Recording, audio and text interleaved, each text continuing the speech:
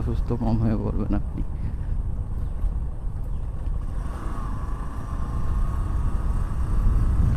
তো এখন চিন্তা করতেছি এইখানের ভেতর দিয়ে, ইসের ভেতর দিয়ে আর কি চলে যাব আর কি, পুলিশ লাইনের ভেতর দিয়ে ওইখান হয়ে চলে যাব।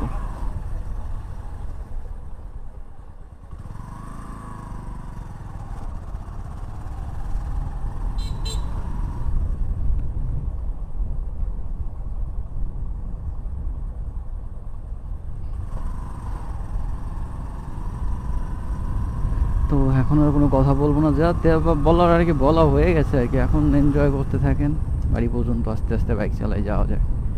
এই যে দেখেন কি স্পিডে টাইনে আসতেছে বাবু, ওই অল্প একটুর জন্য লাগেনি। ছোটোবেলায় একসময় আমি স্কুল থেকে বাড়ি আসতেছিলাম, বাড়ি আসার সময় একটা বাইক জোরে টাইনে এসেছিলো, তখন আপনার RX 100cc একটা বাইক পাওয়া যায়, তো অনেক সুন্দর ছিল আর কি। ব্লু কালারের বাইকটা ছিল, মেবি আমার মনে নেই, ব্লুই ছিল, হালকা ব্লুর মধ্যে কেমন যেন একটা কালার ছিল। তখন আমি ক্লাস 2-তে পড়ি। তো তখন আর কি যেটা করলাম আর কি, তো মানে দেখলাম, দেখার পরে আমার বোনরা বলতেছে যে কত স্পিডে টাইনে যাচ্ছে, তো মানে চালাই যাচ্ছে আর কি। সব সামনে কিছু দূর যায়, সামনে আমাকে প্রতিবেশী একজন আর গরুরে বাধা দিচ্ছে, তার পাও পুরো ভাঙে দুই ভাগ হয়ে গেছে, এত বাজেভাবে অ্যাক্সিডেন্ট করছে। আর সে লোক খালের মধ্যে যেয়ে পড়ছে।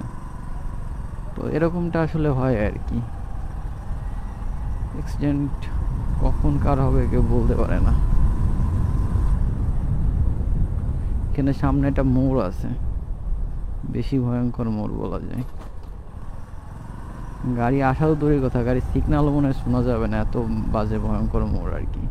আর যারা আমাদের মতো দুই ফেসালা হেলমেট পরে থাকেন তারা তো কিছুই শুনতে পারেন না বাইরে।